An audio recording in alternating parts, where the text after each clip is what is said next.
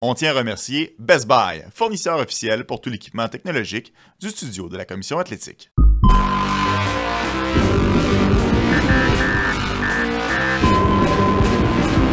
Radar, le podcast. Avec Pierre Lebrun et Anthony Desaulniers. 5 février 2025, bienvenue à un autre épisode du podcast Radar. On le retrouve à l'instant. Pierre Lebrun, comment ça va, Pierre? Ça va bien, Anthony, ça va bien.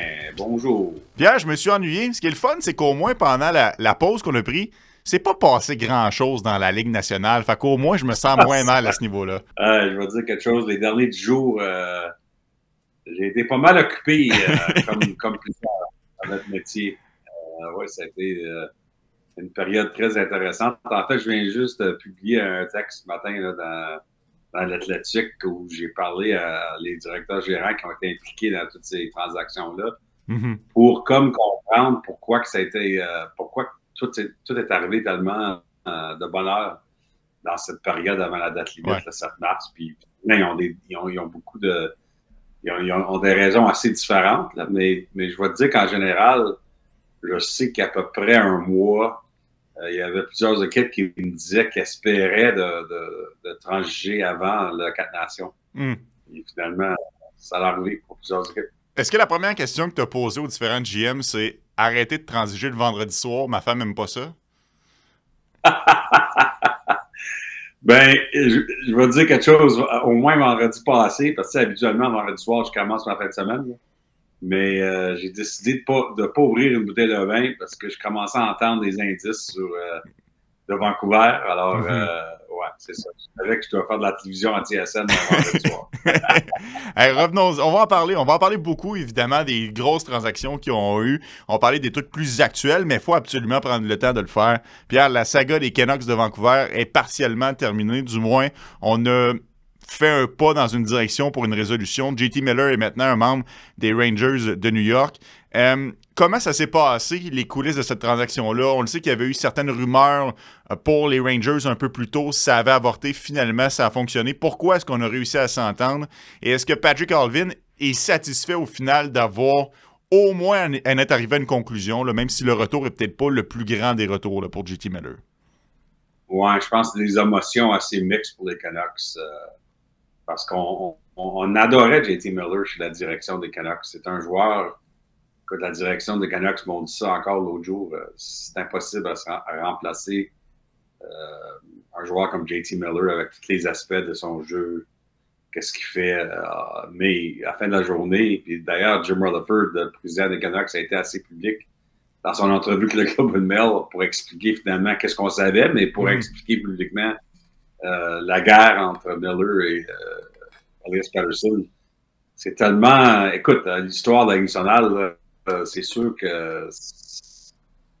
Il y en a bien des histoires avec les coéquipiers qui ne s'arrangent pas, mais à ce niveau-là, la façon que ça s'est déroulé publiquement en 2024-2025, c'est pas mal incroyable. Et puis, les Canucks, finalement, ont fait la décision il y a plusieurs semaines qu'on devait échanger soit Miller ou soit Pettersson, et c'est pourquoi que les équipes ils ont essayé de transiger sur les deux, mais il s'agissait de comprendre c'est quel qui était pour se faire échanger finalement, puis ça a été Miller. Alors, maintenant, les Canucks ont annoncé aux autres équipes qu'on va garder Pettersson pour le moment. On veut voir comment il va réagir maintenant que Miller est parti du vestiaire. Mais les Canucks, quand même, ont une grosse décision à faire sur Pettersson entre maintenant et le 1er juillet, parce que le 1er juillet, sa clause de non-échange à 100% commence. Alors, il y a à peu près 6 mois, là, ou 5 mois, excuse.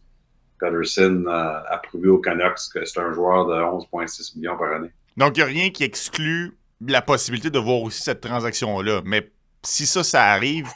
Il y a bonne chance que ça arrive quand même à l'été. Je serais surpris que ça arrive d'ici le 7 mars. Est-ce qu'il y a une possibilité réelle que Pettersson ne termine même pas la saison à l'uniforme des Canucks? Pas vraiment présentement. Comme je te dis, les Canucks ont dit aux équipes qui leur parlaient sur Pettersson que pour le moment, on enlève Pettersson du marché. On veut lui donner une chance de se retrouver. Mais qu'est-ce que je veux dire, c'est que entre la fin de la saison et le 1er juillet, c'est une autre période importante sur le dossier. Oui, ça c'est sûr et certain. Puis comme toutes les clauses rentrent en ligne de compte le 1er juillet, Elias Pettersson n'y fait pas exception. JT Miller a été échangé pour Itil, un premier choix, et Victor Mancini. Pour moi, de l'extérieur, ça me semble un retour un peu faible. Est-ce que c'est parce que Miller n'avait pas nécessairement une bonne valeur sur le marché, ou c'est parce que la clause de non-échange de Miller venait contrecarrer les plans des Canucks, puis on avait moins d'équipes potentielles où est-ce qu'on pouvait le transiger, Pierre? Non, c'est ça, André. C'est que sa clause à 100% faisait qu'il y avait seulement quelques équipes qui seraient prêts à se faire échanger. Puis c'est sûr que les Rangers étaient numéro 1 sur sa liste. Alors, ça a vraiment fait mal au marché des Canucks. Puis je crois fortement que la raison que Jim Rutherford a décidé de faire une entrevue publique là, avec des commentaires assez... on voit quasiment jamais ça. C'est qu'il voulait préparer son marché à Vancouver pour ce qui s'en venait. Il a préparé les parties des Canucks pour comprendre qu'on était pour échanger Miller, mais c'était pas pour être un échange où on sentait qu'on recevait une valeur égale à JT Miller. Alors, ça a été Jim Rutherford est dans l'entente de la renommée pour une raison. Là. C'est pas mal. Ça fait 50 ans qu'il est dans la Ligue nationale. Puis, je pense qu'on comprend qu'est-ce qu'il faisait. C'est un commentaire vraiment une semaine avant la charge. L'absence de JT Miller plus tôt dans la saison, pour des raisons personnelles, est-ce qu'on peut faire un lien avec la chicane avec Elias Pettersson ou c'est des dossiers complètement distincts et c'est une simple coïncidence? Probablement qu'il y a un lien, mais tout le monde fait attention de ne pas trop parler de ça, même aujourd'hui, parce que je pense qu'il y avait des raisons de santé mentale là-dedans, puis il y avait besoin d'un peu un reset. On ne peut pas trop rentrer là-dedans. Là. C'est quand même assez personnel, mais à la fin de la journée, tout le monde en parle, que les deux joueurs ne s'arrangeaient pas. C'est difficile sur les deux joueurs. Alors, c'est ça qui est ça. Puis d'ailleurs, maintenant que Miller a été échangé, je peux te dire que les Canucks, dans leur appel à travers la Ligue dans les derniers 3-4 jours, ont très clairement indiqué aux équipes à travers la Ligue là, qu'ils veulent aller échanger pour un centre. Un centre dans la vingtaine, dans la mi-vingtaine. Ouais, c'est ça. C'est ironique quand même. C'est la nouvelle. Ouais, c'est la nouvelle priorité des Canucks, évidemment. Le nom de Dylan Cousins, vraiment dans les coulisses des Sabres de Buffalo, c'est un joueur. Les Sabres de Buffalo, de ce que j'entends, ont reçu des appels d'à peu près 20 équipes sur Dylan Cousins dans cette saison. Il a 23 ans, il est signé à long terme. Les Sabres, je pense pas qu'ils veulent vraiment les changer, mais en même temps, une autre saison décevante pour Buffalo. Je pense qu'on veut peut-être essayer de faire quelque chose, sinon avant le 7 mars, peut-être cet été. Mais les Canucks de Vancouver ont de l'intérêt dans Dylan Cousins, de ce que j'apprends. Aussi, les Flames de Calgary ont beaucoup d'intérêt sur Dylan Cousins. Encore une fois, il y a 23 ans, ça fait du sens dans les Flames, qui viennent juste d'échanger pour Morgan Frost et Joel Farabee. Cousins, ça serait un autre joueur dans la même région d'âge.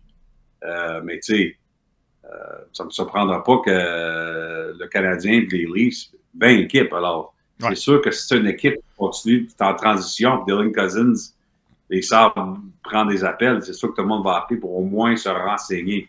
Mais j'imagine si les Sabres échangent Dylan Cousins, c'est pas garanti qu'ils vont l'échanger, mais s'ils l'échangent, j'ai l'impression qu'ils ne voudront pas l'échanger dans leur division. Là. Non. Puis ça ne sera pas une transaction juste pour des choix. Ça va être pour des joueurs établis parce que à Buffalo, ça suffit. Là. Ouais. Ça va prendre des garanties de l'autre côté, surtout que si Cousins attire 20 formations, puis je peux comprendre, là, ça correspond pas mal à tous les besoins. Tu peux en avoir besoin à court terme, mais une formation comme Montréal qui va probablement rater les séries est quand même intéressé à ce genre de joueur-là parce qu'il va aider à long terme aussi une équipe de la Ligue nationale de hockey. Je veux, pendant qu'on parle des Canucks, je veux t'emmener sur Quinn Hughes. Il y aura la Coupe des 4 Nations qui s'en vient. Là. C'est la semaine prochaine. On a hâte. Il y a beaucoup d'effervescence par rapport à ça. Mais il y a aussi des blessures à travers ça. Quinn Hughes, présentement, il est à l'écart avec les Canucks.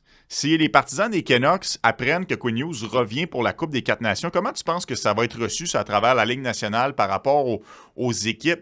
Trop blessé pour jouer avec nous, assez pour participer à la compétition. On voit l'inverse avec Alex Pietrangelo et les Golden Knights.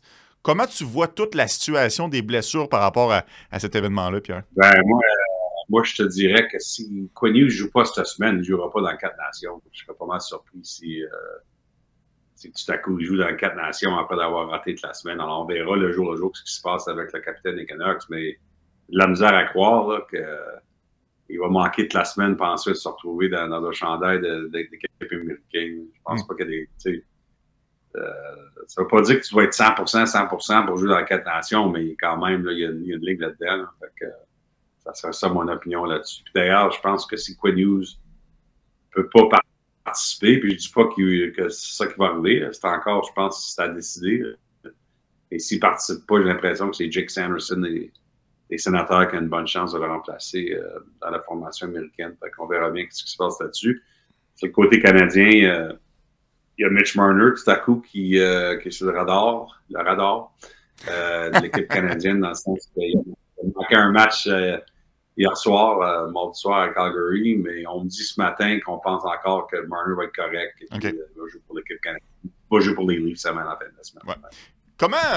Comment ça a été reçu, cette annonce-là d'Alex Pietrangelo, et surtout le moment que c'est survenu, le fait qu'ils disent « Moi, je veux me concentrer sur la fin de la saison », j'ai l'impression que tous les joueurs qui participent à la compétition de la Coupe des 4 Nations ont eux aussi un objectif en tête, c'est de bien terminer la saison. Ça survient plusieurs semaines avant le début de la compétition, capable quand même de jouer plus d'une vingtaine de minutes par match à Vegas. Comment ça a été reçu ça, au sein de la Ligue nationale de hockey, qu'on veut promouvoir l'événement, on veut que ce soit crédible et attendu des partisans, alors qu'il y a un joueur comme Pietrangelo comme ça qui décide de tirer la plug? Comment tu as vu ça, Pierre? Ben, il y a eu différentes vagues, je pense, dans les réactions en travers de la Ligue. Évidemment, la même journée qu'il a annoncé qu'il sortait du tournoi, il a joué 24 minutes pour Vegas. Il y avait des gens qui se demandaient ce qui se passait. Mais le lendemain, j'ai parlé avec Don Sweeney, qui est évidemment le directeur général de l'équipe canadienne pour la 4 Nations. Puis Don Sweeney m'a expliqué que il a parlé avec Alex Pietrangelo, puis il a compris que véritablement, Alex Pietrangelo, il y a quelque chose qui doit gérer durant la 4 Nations physiquement. Okay. Et puis, Don Sweeney comprenait, là, après qu'il a reçu la conversation et les détails, évidemment, on fait attention à ce qu'on dit, là, parce que on n'en dit pas plus sur le côté de Vegas, mais je pense que c'est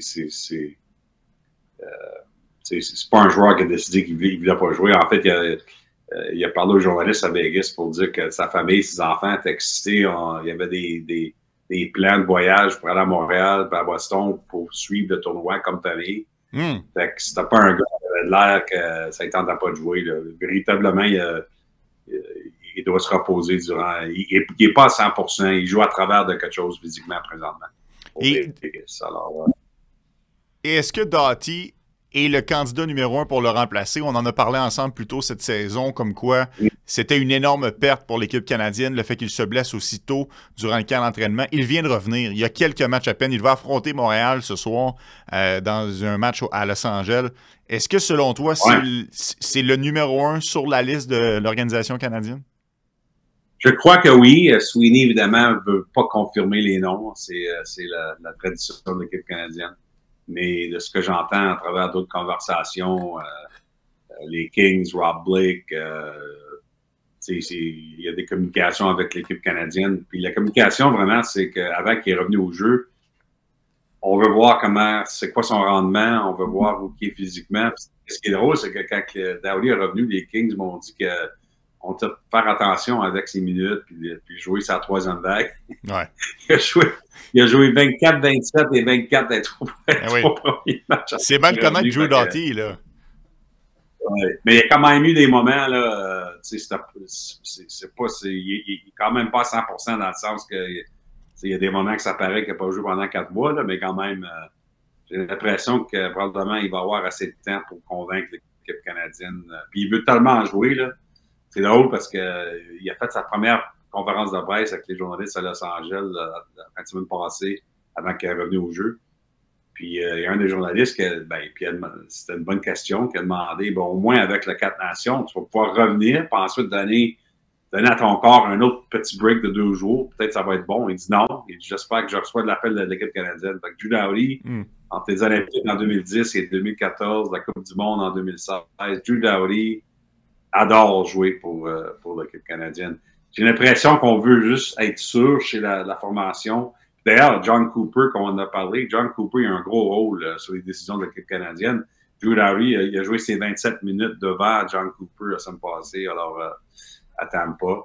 Mais si c'est pas Drew Doughty, j'ai l'impression que Chris Tanev et Mackenzie Weegar, c'est peut-être les autres choix. Parce que une chose que Sweeney m'a confirmé, sans confirmer les noms, Sweeney m'a confirmé la semaine passée que on regarde le genre de rôle et le genre de minutes que Pietrangelo a rejoué sur l'équipe canadienne. Okay. On va dire que Pietrangelo a l'avantage numérique. Kel McCarr va jouer une minute et demie, là, on est d'accord?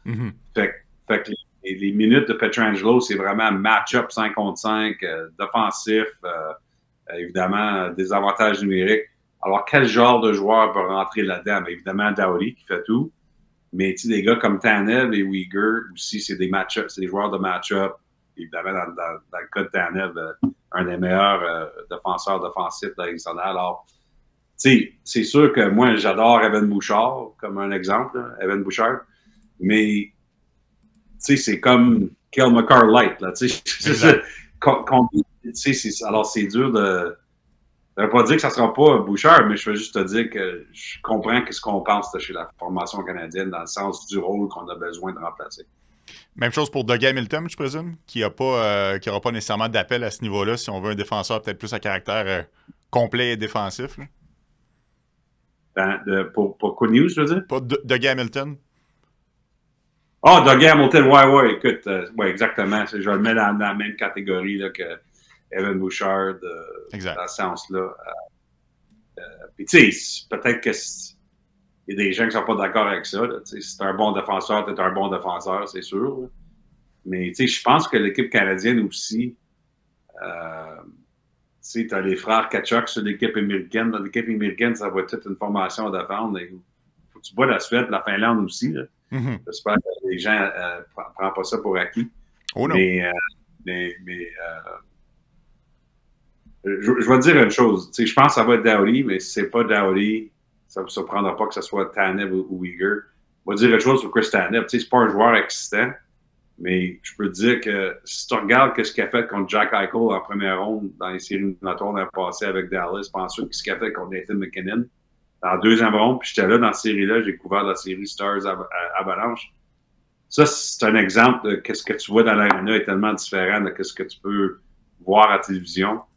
Chris Tanev, la façon qu'on a forcé le match-up, Pete DeBoer sortait Tanev, que ce soit c'est qui joue à la défense avec lui, la minute que McKinnon était sur la glace. Puis McKinnon, là, il y a des moments dans une série où il est sur la glace à chaque 2 chiffres. Tanev, il allait de l'autre côté de la bande, puis son match-up, c'est McKinnon. Puis McKinnon, il a eu de la misère dans cette série-là, contre Chris Tanev. C'est un côté, les statistiques ne disent pas tout, là, des fois. Puis, tu sais, Drew Doughty, évidemment, s'il se sent prêt, puis si l'équipe canadienne pense qu'il est prêt avec son tempo, son timing, je pense que ça va être Doughty. Tu sais, Pierre, je sais qu'on veut mettre du lustre dans cet événement-là. On veut que ce soit considéré comme grandiose, puis que ce soit les meilleurs au monde. Mais je me mets à la place d'un Craig Berube ou d'un Brad Treliving. Puis t'as un Chris Tanev qui mange des rondelles pour déjeuner, puis après ça, il se met 2 sacs de glace en se rendant à l'aréna. Moi, je veux pas que le téléphone sonne. T'sais, on a eu la conversation ici avec le Canadien. On trouve que Nick Suzuki joue beaucoup, joue tous les matchs, puis des fois, par moment, on trouve que le réservoir est un peu à sec, puis on se dit, la pause, ça va lui faire du bien. Tu veux pas que le téléphone sonne. C'est juste une impression d'amateur ou c'est vraiment comme ça au sein des équipes? Non, c'est 100% vrai ce que tu viens de dire. Évidemment, je pense pas que Treliving et Berube vont le dire publiquement, puis je vais faire attention à ce que je vais dire, là, mais tu as raison.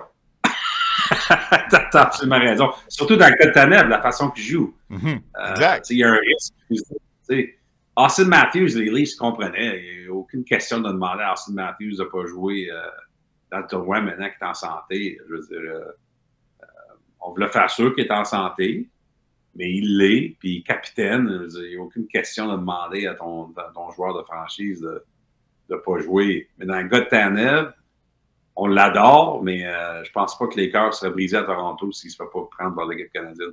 Exact. Mais ça revient à la question, est-ce que la compétition est au bon moment dans l'année? Parce que la discussion avec Pietrangelo ou encore Mitch Marner qui vient de manquer un match ou Quinn Hughes qui a manqué des matchs, il y en aura d'autres, des joueurs comme ça. Markstrom est un autre bon exemple si on s'éloigne du Canada et des États-Unis. Si la compétition avait lieu ailleurs qu'en plein mois de février, on ne serait peut-être pas confronté à ce genre de situation-là. Lorsque la Coupe des 4 Nations va revoir le jour dans quelques années, sera-t-elle encore à l'emplacement qu'elle est actuellement? Mais il n'y aura pas de 4 nations dans l'avenir. C'est seulement une fois qu'on va avoir la 4 nations. Qu'est-ce qu'on va avoir en 2028? C'est une Coupe du Monde avec tous les pays. Puis la Coupe du Monde, ça va être au mois de février. Puis qu'est-ce qui est intéressant dans ta question, c'est que c'est justement une des raisons que la Fédération internationale de hockey,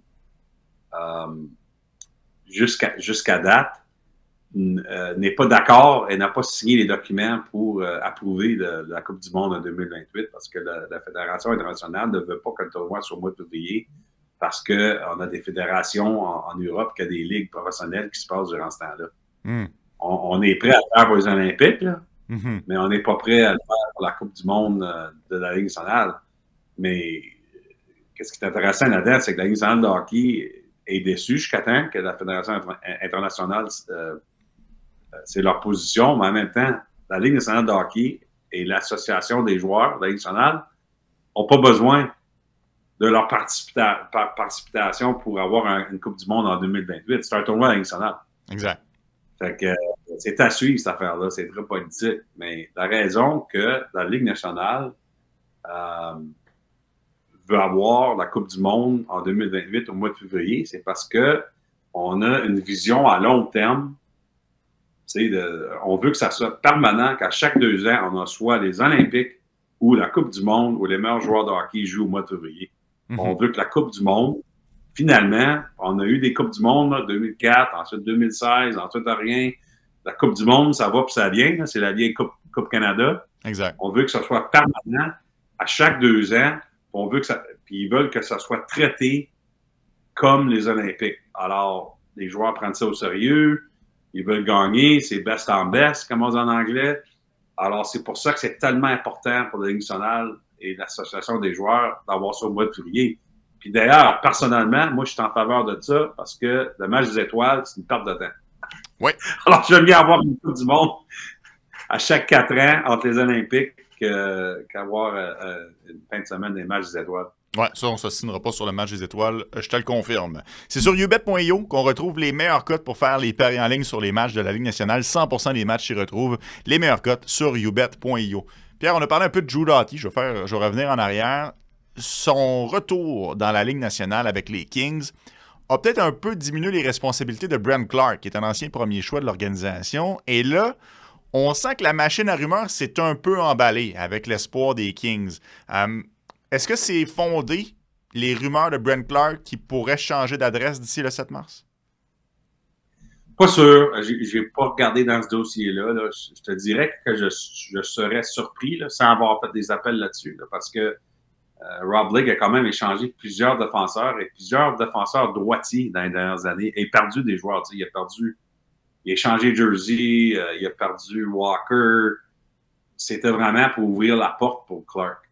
Alors, je serais surpris que ça s'en va là, mais comme je te dis, j'ai pas parlé aux Kings là-dessus. Autre transaction qui a eu lieu tout de suite après celle de J.T. Miller, Patrick Allvin s'est tourné vers les Penguins de Pittsburgh, a fait l'acquisition de Marcus Pettersson et de Drew O'Connor. Et dans cette transaction-là, on a envoyé le premier choix qu'on a acquis des Rangers. Moi, ça me fait penser à quand Marc Bergevin a perdu Jesperi Kotkaniemi avec l'offre hostile des Hurricanes, s'est tourné de côté, a pris son premier choix et est allé chercher Christian Dvorak. Est-ce que c'est une transaction de panique chez les Canucks ou les Canucks, on y croit encore qu'on peut faire un bon bout de chemin en séries éliminatoires? Ben, c'est ça, justement. C'est que les Canucks espèrent encore faire des séries. Je ne leur blâme pas. C'est vraiment juste entre eux autres puis Calgary pour la 8e position dans l'Ouest. Alors, ils ont vraiment une chance de faire des séries éliminatoires, surtout que maintenant Miller est échangé. Ça fait mal peut-être sur le côté hockey parce que Miller, c'est un grand joueur, mais ça aide le vestiaire. Fait qu'on espère chez les Canucks que les choses... Puis d'ailleurs, ils ont commencé... ils n'ont pas commencé... ils ont perdu en sortant dimanche soir, mais ils ont battu Colorado, je pense, hier soir. Alors, ils ont une chance de faire des séries. C'est pour ça qu'on a été chercher Pettersson. Mais l'autre chose, c'est les Canucks aussi espèrent de signer Pettersson, le défenseur. On ne veut pas que ce soit un joueur de location. On espère qu'il va rester à Vancouver, passer cette année. S'ils sont capables de le signer, ça change les choses un peu parce que là, tu peux dire, écoute, on a fait les séries, on n'a pas fait les séries. Ben, on a un très bon défenseur qui fait partie de l'alignement commençant l'année prochaine. Premier choix dans cette transaction-là, premier choix dans la transaction Miller, premier choix dans Granlund CC. Beaucoup de premiers choix qui se transigent cette saison et relativement tôt quand même. Est-ce que c'est le marché qui commande ça, que les joueurs ont cette valeur-là, ou c'est le repêchage qui est peut-être un peu plus faible, ce qui fait en sorte que les directeurs généraux ont moins peur de se départir de ce gros actif-là qui est le premier choix? Ouais. Ben écoute, dans les dernières années, on a vu pas mal de choix de premier choix. On se rappelle, Montréal a eu le choix de première ronde pour Sean Monahan. Sean Walker, c'est un choix de première ronde du Colorado, Philadelphie, etc. Alors, c'est pas mal le prix à ce temps-ci de l'année pour les grands joueurs de location.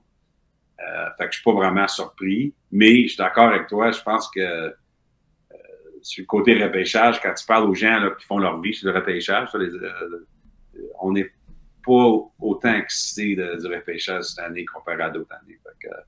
C'est pour ça que l'autre chose que j'aimerais voir, moi, d'ici au 7 mars aussi, Anthony, c'est de voir s'il y a certaines équipes qui vont peut-être demander des choix de 2026 au lieu de 2025, dépendant de combien de choix qu'ils ont déjà en 2025. Fait que je vais donner un exemple. Les Blue Jackets de Columbus ont plusieurs choix déjà pour 2025. Ils sont encore dans la course. Puis ça, c'est une histoire incroyable d'ailleurs, avec toute leur blessure. Mais ils sont dans la course. Mais s'ils sortent de la course, puis ils vendent un gars comme Provorov, ça ne me surprendrait pas s'ils sont capables d'aller chercher un choix premier rond pour Provorov, puis je te dirais que oui. Là. Oui. Que c'était un 2026 au lieu d'un 2025. Ça ne me surprendrait pas, ça. C'est intéressant. J'avoue que c'est pas fou de diversifier ses actifs, surtout une équipe qui a déjà beaucoup de choix au repêchage. Si tu avais un petit 2 $ à mettre, puis on y reviendra là, lorsqu'on sera un peu plus près du 7 mars, mais acheteur ou vendeur, les Jackets? Je pense que ça va être vendeur. C'est un peu comme le Canadien. Si les Canadiens peuvent avoir une séquence de victoires, là, ils ont gagné hier soir à Saint-Nosé. Mais si les Canadiens se mettent plus proches de la course d'ici au 7 mars, la version de vendeur pour Columbus, la version de vendeur pour le Canadien, pour les équipes où l'avenir est plus important que le présent, la version d'acheteur, c'est de pas trop vendre. Ça fait du sens. Ouais.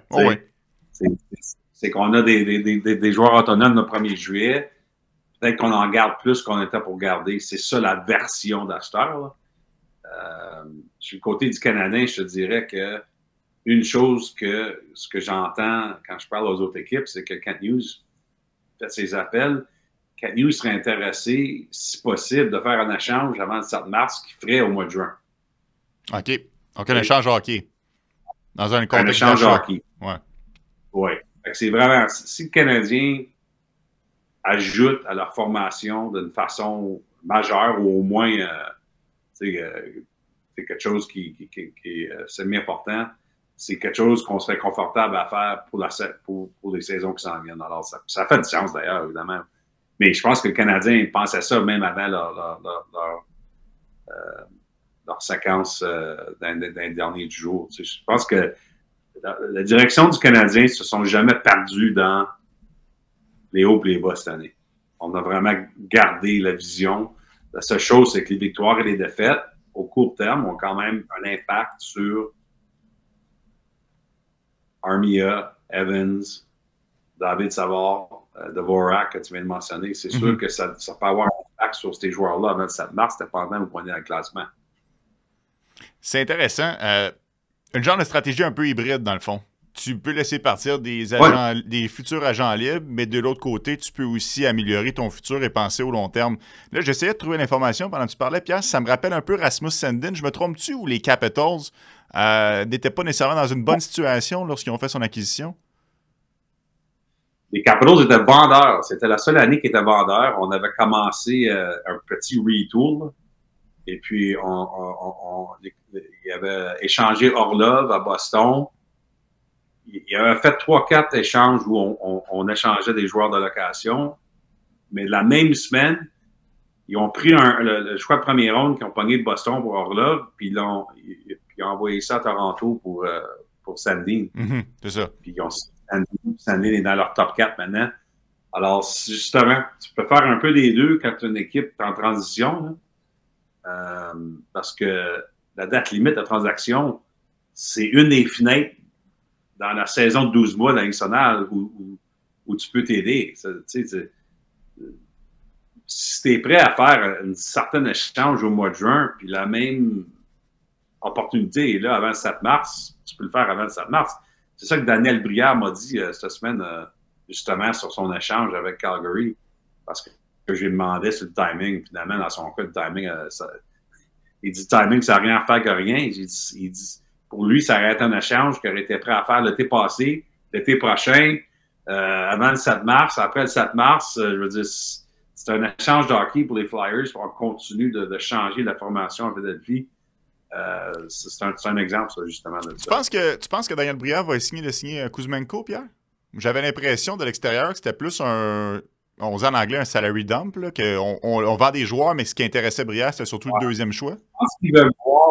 Je pense qu'on n'a pas fait de décision là-dessus. Je pense qu'on veut voir comment il va jouer. C'est sûr que Jacob Pelletier, c'est vraiment l'acquisition.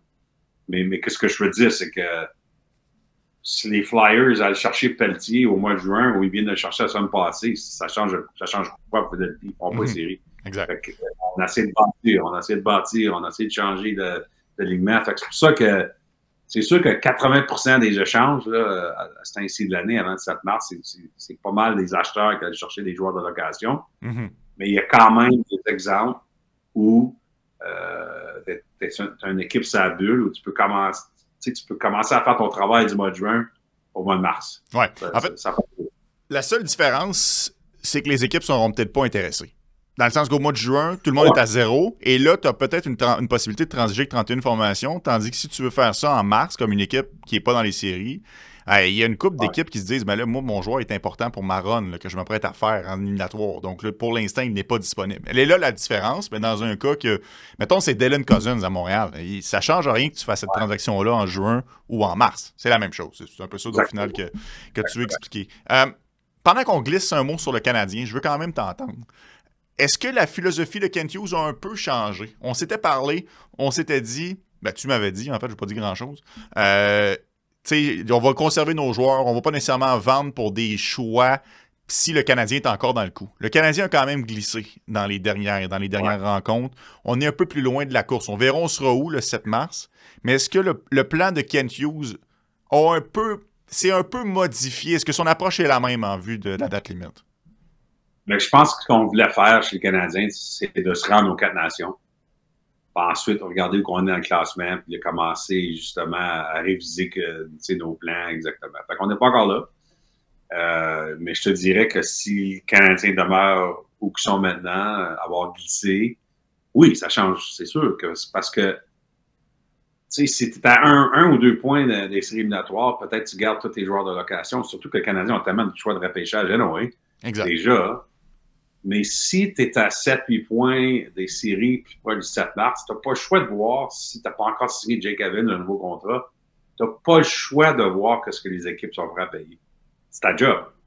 Tu n'as pas le choix. Fait que Evans, c'est certainement numéro 1 sur la liste des décisions parce que non seulement c'est un joueur très utile, 3e, 4e ligne, mais aussi il fait juste 1,7 million. Fait que il y a des équipes là, qui n'ont pas beaucoup d'espace à manœuvrer avec le plafond salarial. Jake Evans est tellement important de ce côté-là. Là, tu n'as pas besoin de faire un casse-tête avec ton plafond salarial. Alors, il va y avoir... Écoute, il y a plusieurs équipes qui ont déjà appelé sur Jake Evans. Mais on verra où que ça va avec les négociations pour un nouveau contrat dans son cas, ou où que ça va dans le classement. On verra avec Armia et Savard Dvorak. C'est d'autres joueurs très utiles. Mais ils font plus d'argent, fait que c'est moins évident de voir. Dans ce cas-là, comme je te dirais, s'il y a une équipe qui essaie d'aller, qui veulent Dvorak par choix de 5e ronde, pourquoi tu ferais ça? Exact. Fait que je pense qu'il va quand même avoir une ligne chez le Canadien pour dire on ne vend pas des joueurs juste pour les vendre. Il faut que ça fasse du sens. On a déjà beaucoup de choix de repêchage.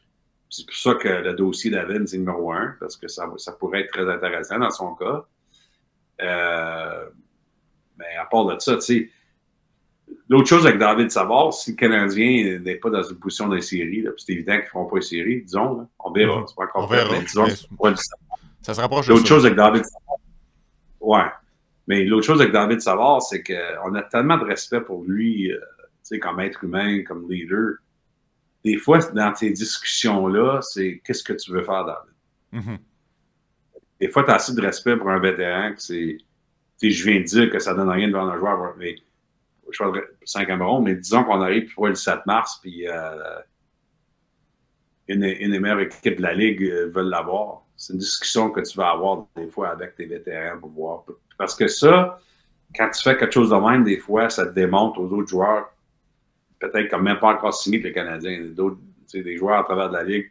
Ça, c'était classique. Ils l'ont mis sur une équipe pour aller gagner une autre coupe, etc. Je ne dirais pas que ça va arriver, là. Ça se peut très bien. J'imagine qu'on veut finir la saison à Montréal.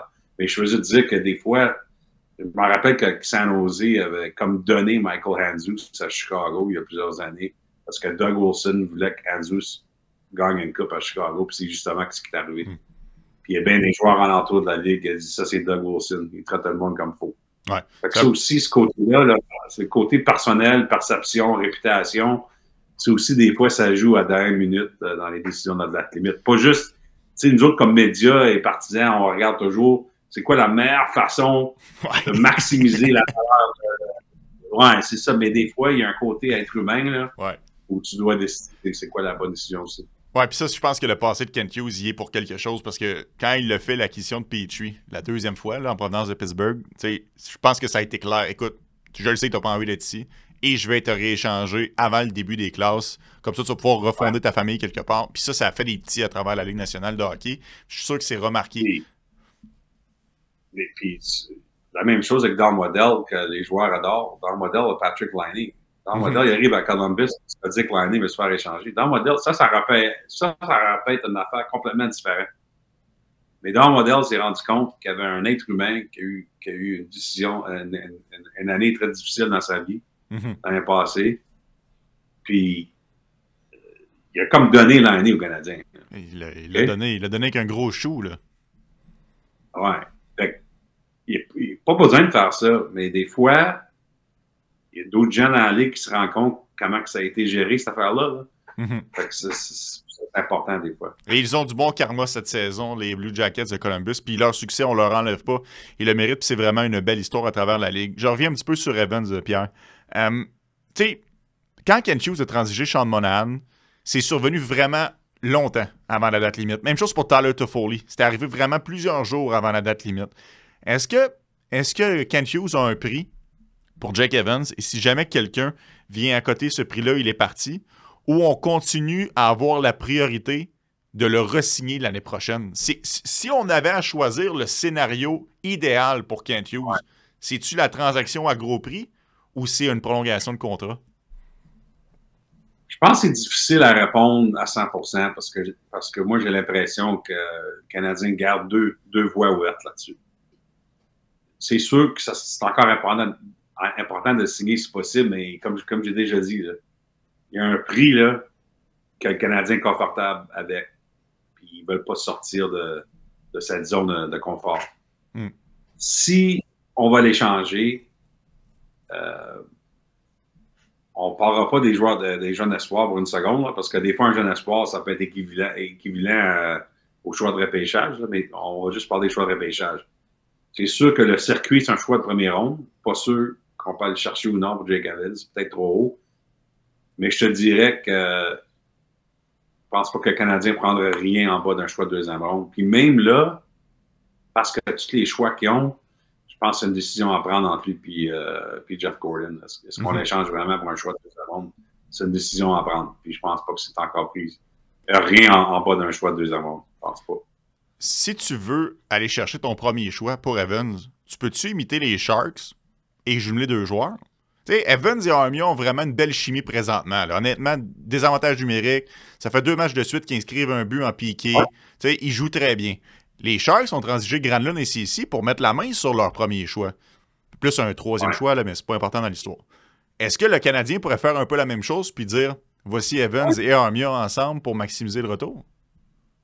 Oui, c'est possible. Habituellement, on aime séparer ces échanges-là parce qu'on veut maximiser chaque joueur pour ce qu'il vaut. Là. Mm-hmm. Mais c'est un bel exemple que tu viens de donner parce que c'est un exemple assez précis quand même parce que les Stars venaient juste de perdre Miro Skinner. Ils avaient déjà perdu Tyler Seguin, Mason Marchment est blessé, etc. Alors, Mike Greer, les Sharks, ça a été super smart ce qu'il a fait là parce que, évidemment, les Stars aspirent à la Coupe cette année. On a des grosses blessures. C'est un package qui faisait tellement de sens pour Jim Nill, les Stars. J'en ai parlé avec Jim Nill. Mais c'était quand même assez précis parce que je pense pas qu'il y ait bien des équipes dans la Ligue le 1er février qui étaient prêts à aller chercher 2 joueurs de location plus qu'un mois avant la date limite. C'était vraiment précis comme situation. Alors, écoute, c'est possible. Évidemment, l'autre chose qui se passe avec ça, c'est que tu dois avoir une équipe, disons, là, quand tu parles d'Armia et Evans ensemble, qui ont l'espace plafond salarial, etc. Mais oui, c'est un des exemples, absolument. Il y a plusieurs équipes qui regardent des joueurs d'avant. Les Devils, ils veulent un centre. Vegas, même après la signature de Brandon Saad, je crois que Vegas veut un autre allié. Les Capitals de Washington, qui sont en première place, recherchent un allié. Qu'est-ce que je me fais dire? Les Leafs, soit un centre ou un allié. Alors, le marché commence déjà à être là pour les vendeurs, mais évidemment, le Canadien n'est pas encore vendeur. Oui, mais il reste encore du temps. En fait, il reste plus d'un mois avant la date limite. Mais je pense qu'il y aura quand même pas un vrai gel des transactions, mais je pense qu'il y aura une pause. Là, ça va ralentir durant la Coupe des 4 Nations. Du moins, on verra. Hâte de voir comment tout ça va se dérouler. Si vous avez envie de vous amuser et de parier sur les matchs de la Ligue nationale de hockey, c'est sur youbet.io que ça se passe. C'est là qu'on retrouve les meilleures cotes de la Ligue nationale. Autre très grosse transaction qu'il y a eu au cours des dernières semaines, celle entre les Hurricanes de la Caroline et l'Avalanche du Colorado. Mikko Rantanen qui a changé d'adresse pour Martin Necas. Pierre, les Hurricanes, c'est pas vraiment dans leur ADN, les joueurs de location. Avant l'année dernière, Jake Guentzel, c'est pas vraiment leur modus operandi. Là, ils mettent la main sur probablement le plus gros joueur de location, un des 5 meilleurs alliés de la Ligue, en Mikko Rantanen. Un coup de génie. Moi, je trouve que c'est spectaculaire, même si Martin Necas va très bien avec l'Avalanche et que ça lui fait très bien un chandail du Colorado. Mais est-ce qu'il y a des chances que Eric Tulsky, s'il n'arrive pas à s'entendre avec Rantanen, le rééchange avant la date limite du 7 mars? Non, on va aller gagner une coupe avec Rantanen, ça c'est sûr.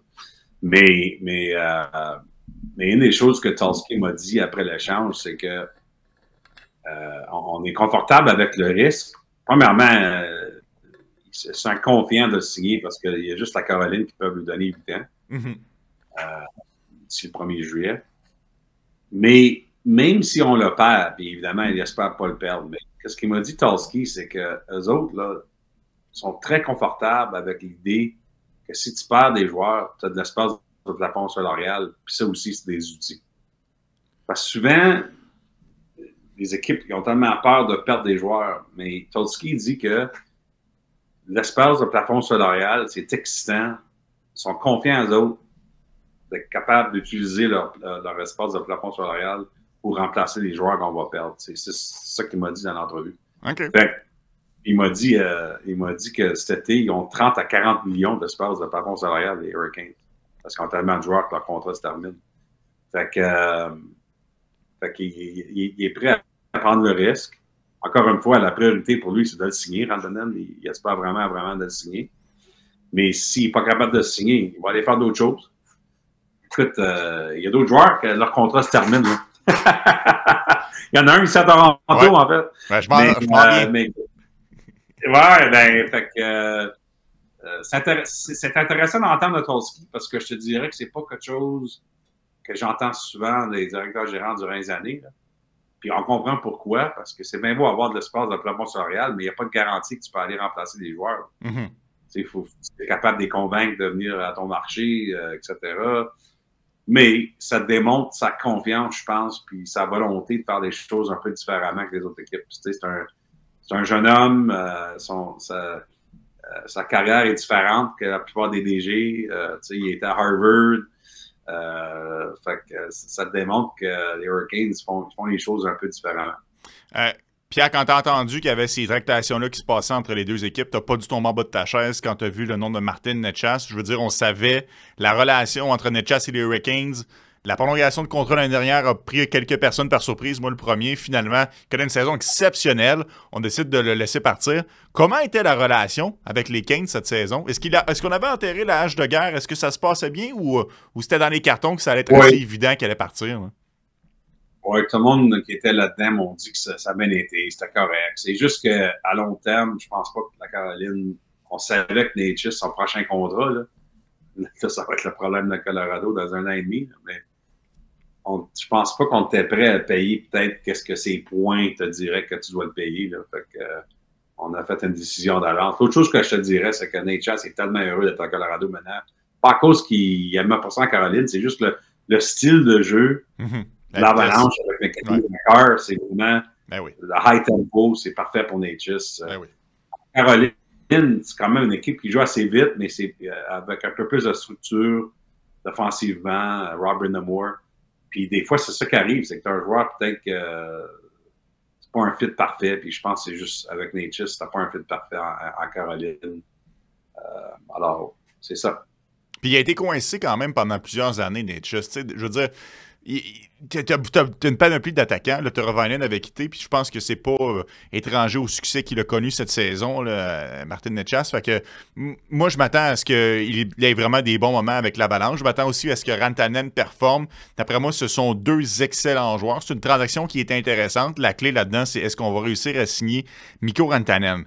C'est intéressant. Rantanen, même agent que Leon Draisaitl. Agent qui avait quand même fait beaucoup parler de lui, Andy Scott, là, dans la prolongation de Draisaitl. À quel montant tu t'attends que Rantanen signe au bout de la feuille, Pierre? C'est parce qu'on a entendu toutes sortes de choses. Je n'étais pas obligé de faire plus que McKinnon. On a entendu qu'il y avait 11,5 sur la table. Qu'est-ce qui est vrai à travers tout ça? Puis à combien ça va se terminer? Ben, c'est absolument un fait que l'Avalanche n'était pas prêt à payer Rantanen plus que Nathan McKinnon qui fait 12,6 millions. Ça, c'est absolument un fait. Puis ça avait été un gros problème dans les négociations. Ça ne veut pas dire que il n'y avait pas encore 5 mois à négocier, par exemple, que les choses auraient pu changer. Fait que ça, on ne saura jamais maintenant. Mais je vais dire l'autre chose, puis j'ai écrit ça dans mon texte après que j'ai fait l'entrevue avec Chris McFarland, le DG de l'Avalanche, la même fin de semaine de l'échange. Il m'a donné une citation, Chris McFarland, qui m'a vraiment arrêté. Parce que j'ai demandé, j'ai dit, bien évidemment, tu as décidé que tu ne peux pas signer Rantanen. Puis il m'a arrêté, puis il a dit, ben, c'est pas qu'on ne va pas le signer, c'est qu'on a McKinnon, puis éventuellement, McCarr va avoir besoin d'un nouveau contrat. Ensuite, il a dit d'autres choses dans la citation, là, mais si tu lis entre les lignes, je pense que ce qu'il disait, c'est que pas sûr qu'on peut payer 3 joueurs tout cet argent-là. Puis c'est pas une affaire de plafond salarial. Je pense que c'est une affaire de... Tu sais, peut-être un budget là, pour l'Avalanche à la fin de la journée. On n'est pas habitué à ça dans la Ligue nationale. C'est rare. Mais avec l'annonce des nouveaux chiffres du plafond salarial pour les 3 prochaines années, je vais te dire que je pense qu'on... J'ai écrit là-dessus la semaine passée. Je peux te dire qu'il y a des équipes qui m'ont parlé, qui n'ont pas voulu mettre leur nom sur la ligne, là, mais il y a des équipes qui vont peut-être te surprendre, qui ne voudront pas dépenser jusqu'à 113,5 millions dans 3 ans. Mm-hmm. Fait que c'est peut-être une nouvelle époque qui commence là, dans la nationale. On est tellement habitués dans les derniers 20 ans, depuis le plafond salarial, le système qui est rentré en 2005, que 2 tiers des équipes de la Ligue dépensent au maximum. On verra ce qui arrive, là, mais mon impression, là, vite faite, d'avoir parlé à plusieurs équipes dans la dernière semaine, c'est qu'on va peut-être rentrer dans la moitié-moitié au lieu. Un nouveau monde, ça. Personnellement, ça ne m'affecte pas. Parce que je suis un partisan du Canadien, puis je suis convaincu que Jeff Molson, même avec le dollar canadien, va toujours dépenser à la limite. On verra, je peux me tromper. Mais, d'accord. Mais je suis aussi un partisan de baseball et je déteste ça, ce système-là à 2 vitesses où est-ce que tu as vraiment un groupe de riches et un groupe d'équipes qui font que survivre, qui ne peuvent pas se permettre le même genre de joueurs. Et je pense que la Ligue nationale de hockey, bien que c'est normal que tu aies des équipes comme les Sharks ou les Blackhawks qui sont dans les bas-fonds volontairement parce qu'ils sont en reconstruction, qu'on ne dépense pas autant. Mais c'est ça pas parce que le propriétaire n'a pas les reins assez solides ou la volonté de dépenser ces sous-là. Moi, Pierre, ça me fait un peu peur d'avoir un fossé qui se crée entre les marchés riches et les marchés un peu plus pauvres dans les prochaines années parce que c'est une augmentation considérable. Tu passes de 88 millions à potentiellement 113 millions. On n'a jamais vu une augmentation aussi prononcée en si peu de temps. Ouais.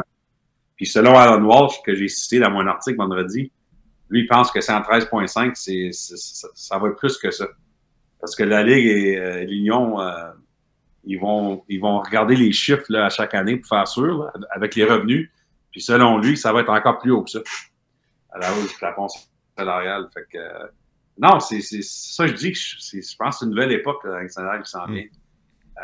Puis il y a deux choses là-dedans. Premièrement, il y a au moins le fait que les équipes doivent se rendre au minimum. Là. C'est quand même, tu sais, au baseball, je pense que l'écart est beaucoup plus gros que ça va jamais l'être au hockey à cause qu'il y a quand même un minimum de plafond salarial. Mais l'autre chose aussi, c'est que il va y avoir des propriétaires, puis ça a déjà arrivé là, dans les dernières semaines, qui vont vouloir que Gary Bettman essaye d'améliorer le programme où les équipes partagent les revenus. Mm-hmm. Je pense que ça va devenir une plus grosse histoire, là, surtout quand on parle d'une nouvelle convention collective. Là. Mais je pense qu'il y a des équipes qui vont vouloir pousser là-dessus. Puis ça, c'est intéressant parce que c'est très délicat pour Gary Bettman parce que tu as certaines équipes, évidemment, qui vont vouloir voir ça. Là. Mais il y a d'autres équipes, tu sais, c'est les Rangers de New York, les Leafs de Toronto, finalement, après 20 ans, tu regagnes ton avantage, on a un avantage financier pas trop excitant là, d'envoyer des chèques à d'autres marchés. Fait que ça va être intéressant à gérer pour le commissaire de la Ligue. Garde ça en tête. Je te reviens dans une seconde. League2Go est soufflé de rechercher des remplaçants. Tannez de courir après votre argent. L'application League2Go, ça gère votre ligue de balle ou votre ligue de hockey. Statistiques, classement en ligne, remplacement automatique des joueurs absents. Calmez, concentrez-vous sur le jeu. League2Go va s'occuper du reste. Oh, mon Dieu, j'ai perdu mon idée. On parlait de les Rangers, l'avantage... Colin de Ben. Je savais, Pierre, qu'il fallait pas que je m'arrête. L'avantage financier. L'avantage financier. C'est pas grave. Je vais aller ailleurs, ça va me revenir. Juste avant ça, tu as mentionné atteindre le plancher salarial. Ça va devenir intéressant. Un gars comme Carey Price, reste un an de contrat, 10,5 millions, mais il y aura 5,5 millions en bonnier à la signature et 2 millions en salaire, alors qu'il compte pour 10,5. Je le sais qu'il n'y a plus nécessairement de canard boiteux dans la Ligue nationale de hockey. Mais est-ce que c'est un contrat qui se transige? Parce qu'au final, le propriétaire n'a qu'à payer 2 millions en salaire, mais ça compte pour au-dessus de 10 millions sur sa masse. Est-ce que c'est une possibilité l'année prochaine? Oui, comme tu dis, le boni, probablement qu'il doit se faire payer avant pour le Canadien, parce que je ne suis pas 100% sûr, mais je pense que j'avais entendu que le contrat de Price n'est plus assuré à la fin. Là, en voulant dire que c'est vraiment l'équipe qui paye, puis pas les assurances. Ah, OK. Il y a ça à gérer. Ouais, ou au moins la plupart, je pense.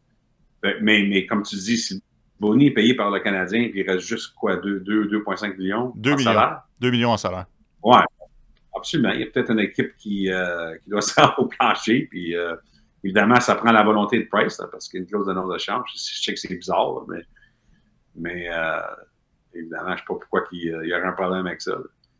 Sais-tu qu'est-ce qui est drôle là-dedans? C'est que j'essaie de me rappeler c'était qui. Je ne me rappelle plus du joueur, mais il y avait un joueur qui ne jouait plus là, comme Price. Puis son contrat se faisait échanger justement dans une machination de même. Puis il était content, même sur le fait qu'il ne joue plus, parce qu'il passait d'un État avec moins d'impôts que l'autre. fait qu'il restait plus d'argent. Wow! Ça, c'est bon. Alors, ouais. Ça, le problème, c'est que... Le problème pour le Canadien, c'est que... les équipes nationales qui n'ont pas de taxe d'impôt d'État sont pas mal déjà au max. C'est toutes les équipes qui essaient de gagner. Ouais. Pierre, est-ce que tu penses qu'on va voir plus d'offres hostiles? T'sais, ça va quand même délier les cordons de la bourse. Du jour au lendemain, les équipes vont se retrouver avec un espace incroyable. T'sais. On va avoir vraiment l'occasion de peut-être faire des choses qu'on ne pouvait pas par le passé. Surtout quand tu regardes, Holloway et Brobert, Ouais. ça tourne quand même bien pour les Blues. Est-ce que tu penses qu'on va en voir un peu plus dans les prochaines années, cette tactique-là de Frostil? Je pense pas, parce que, puis écoute, j'ai peut-être tort, là. C'est sûr que qu'est-ce qui est arrivé entre Saint-Louis et Edmonton a comme fait ça normal, là, parce que Doug Armstrong et Stan Bowman ne se sont pas engueulés. Ça a été normal business. Fait que ça, peut-être, ça ouvre la fenêtre. Mais de l'autre côté, le fait que le plafond salarial monte tellement, ça fait mal à l'angle que tu as comme équipe qui pense de le faire. Parce qu'évidemment, dans le cas d'Edmonton n'avait pas d'espace de manœuvre. Exact. Fait que le problème, c'est que là, le plafond salarial monte. Ça aide les équipes à respirer. Puis ça enlève un point, ça enlève là, ton habilité comme équipe de coincer une équipe, là, une équipe qui n'a pas d'espace. Oui, ça c'est un fait, effectivement, que ça va être plus facile de tout simplement accoter si eux, l'équipe aussi qui reçoit l'offre hostile, a l'espace sous le plafond. Pourquoi annoncer autant d'avance les projections du plafond salarial? Quel message on veut envoyer avec ça? Est-ce que c'est un but de dire, regardez à quel point la Ligue nationale de hockey est en santé? Est-ce que le but, c'était tout simplement de se péter les bretelles? C'est-tu pour ça qu'ils ont fait ça? Non. Il y a d'autres raisons là-dedans. Premièrement, ça fait 4-5 ans que on met de la pression sur la Ligue nationale du côté des DG de faire ceci. Ça fait longtemps là, que les équipes disent à la Ligue nationale, c'est difficile à planifier des années d'avance quand on n'a aucune idée où ça s'en va le plafond salarial. Fait que ça fait des années là, que j'allais aux réunions des DG et on parlait de ceci. Là. Qu'un jour, je me rappelle que j'avais fait un texte à 3 ans, je pense. Un jour, ça va être annoncé 3 ans d'avance. Tu sais. Je suis pas sûr que je le croyais quand j'ai écrit, là, mais c'est ça que Bill Daly et Gary Bettman nous parlaient dans le temps. Mais ça a pris tellement longtemps qu'ils se sont finalement arrivés là. Deuxièmement, je pense que c'est important pour les joueurs, l'association des joueurs et les propriétaires et la Ligue d'avoir un peu, de comprendre là, que ce qui se passe avec le plafond salarial 3 ans d'avance, parce qu'il y a peut-être des facteurs là, inconnus qui s'en viennent dans la vie. Dans la vie. Mm-hmm. Pas dans le hockey, mais Donald Trump, toutes sortes d'affaires. Je pense qu'on veut se protéger sur la Ligue, là, qu'on n'est pas 100% sûr où que ça s'en va, la vie, là, le dollar canadien. Ça s'en va où, le dollar canadien, là, avec tout ça?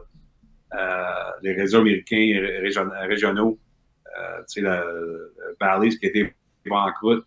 Je pense qu'il y a des éléments qu'on n'est pas sûr, mais de l'autre côté positif, il va y avoir un nouveau contrat avec la télévision canadienne.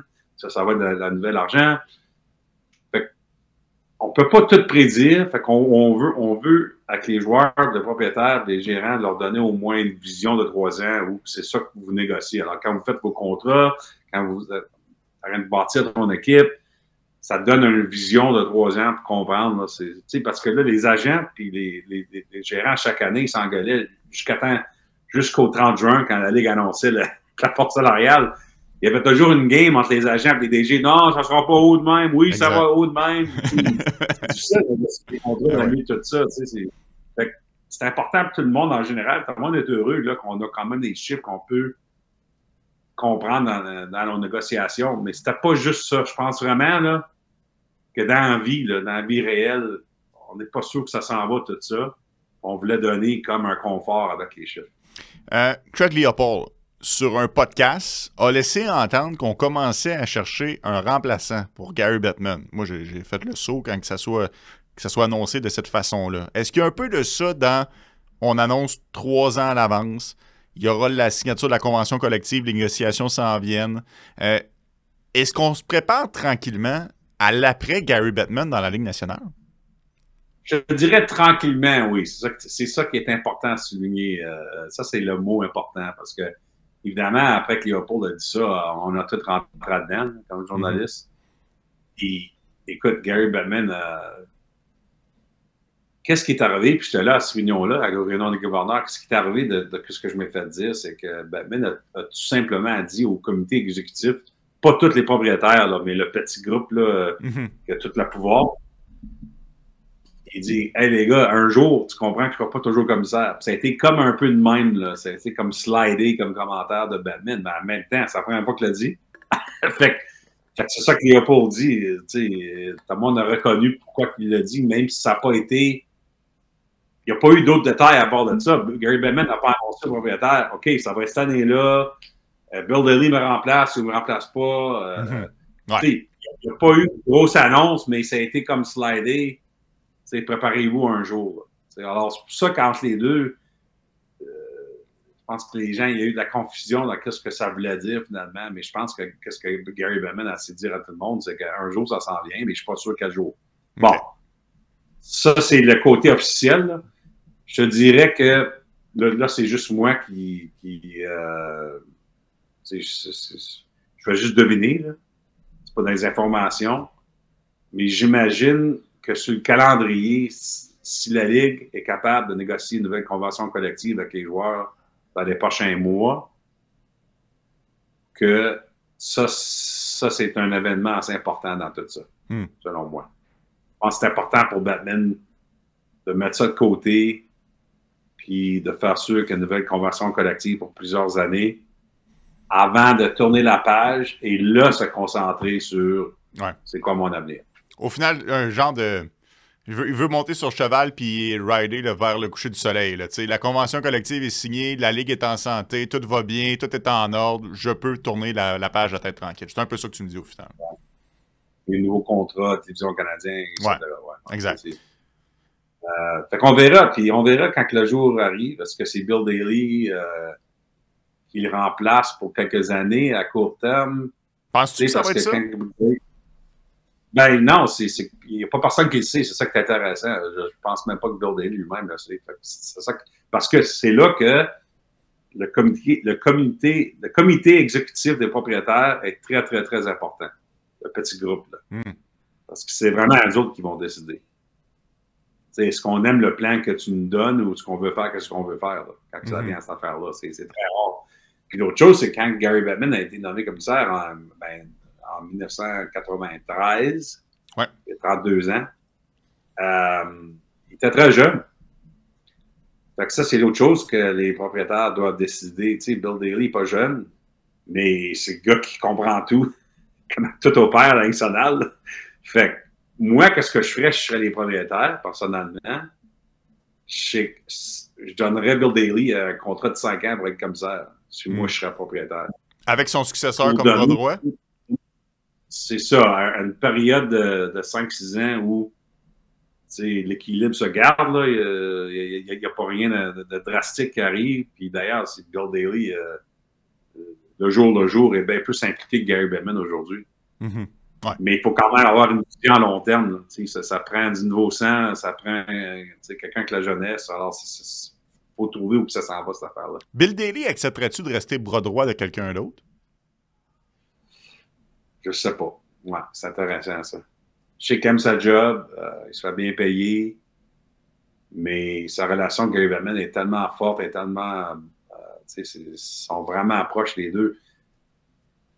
Imagine le fait, Anthony, là, que ça fait 30 ans que je couvre la Ligue, alors pas mal, toute la période de Bettman, c'est depuis que j'ai commencé ma carrière. Je n'ai jamais entendu, même dans les coulisses, là, même dans les rumeurs, l'idée que Bill Daly et Gary Bettman n'étaient pas d'accord sur quelque chose.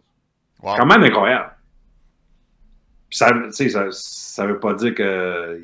Peut-être que ça aurait arrivé le plus souvent, d'ailleurs, mais je veux juste dire que c'est... Je veux juste dire que c'est quand même... La façon que ces deux-là s'entretiennent puis essaient de planifier ensemble la vision de la Ligue, c'est toute une affaire pendant les... Je pense que Bill Daly, il a commencé en 2000, avec 25 ans. Je fais un saut en arrière. J'ai enfin retrouvé mon idée. Tu nous as parlé de partage de revenus dans la Ligue nationale de hockey, puis que c'est une situation un peu délicate. Est-ce que c'est le genre de choses qui pourrait faire chavirer la potentielle signature de la convention collective ou on n'en est pas là? Non, moi j'ai l'impression que... Puis c'est un exemple, là, le fait que les joueurs et les propriétaires l'association des joueurs et la Ligue ont négocié pendant 6 semaines, ce que Bill Daly m'a dit. On a négocié pendant 6 semaines entre la mi-décembre et la semaine passée sur les nouveaux chiffres de la fonds salariale. Ça démontre justement la volonté des deux côtés d'aller chercher une convention collective. Je sens absolument pas la guerre entre les deux côtés. C'est sûr que ça prend juste une réunion qui va du côté gauche. Là. Ça peut tout changer. Là. Ouais. Puis d'ailleurs, on doit mentionner, là, ils n'ont pas encore annoncé les négociations officielles. C'est supposé commencer soit avant la fin du mois ou au mois de mars, là, mais évidemment, ça, c'est quand tu rentres les comités de joueurs là-dedans, puis les propriétaires, c'est toute une autre affaire là, quand ça commence pour vrai. Mais le fait qu'ils ont négocié pendant 6 semaines, puis ils ont été capables de trouver une entente sur le plafond salarial, je pense que ça démontre le focus et la volonté des deux côtés de ne pas faire de la guerre. C'est sur ubet.io qu'on retrouve les meilleures cotes de la Ligue nationale de hockey. Vous avez envie de vous amuser en pariant sur les matchs? Allez sur le site de ubet.io. Merci Pierre, c'était super intéressant cette semaine. On a condensé plusieurs sujets, j'ai vraiment apprécié ça. Puis on se refait ça la semaine prochaine si possible. On verra avec la Coupe des 4 Nations. Je sais que ça va être compliqué de ton côté, mais on essaye ça. On verra bien. Je m'en viens à Montréal et à Boston. C'est bon. Excellent. C'est bon. Salut Pierre, à la semaine prochaine. Merci beaucoup d'avoir été avec nous tout le monde. Et je vous laisse sur un extrait de Processus. Moi, c'est laquelle je pense. C'est Noah Dobson. Si le Canadien lui fait une offre hostile, entre 9,16 millions et 11,45 millions, ça coûte 2 choix de première, un choix de 2, un choix de 3. Et l'avantage, c'est que le choix de première, c'est pas celui de 2025. C'est 2026. 26 et 27. Je peux facilement lui donner un 7 ans, mais 11 millions. Mais pour un club en plus, comme les Islanders, qui vont être en reconstruction, que ça va prendre du temps, Dobson leur servirait à quoi? À moins qu'ils réinitialisent. Oui. Moi, je pense qu'en 2027, le Canadien a une chance de faire les séries. Et s'il ne fait pas les séries, ils vont être plus proches des séries l'an prochain qu'ils ne vont l'être cette année. Je verrais pas un gros risque, moi.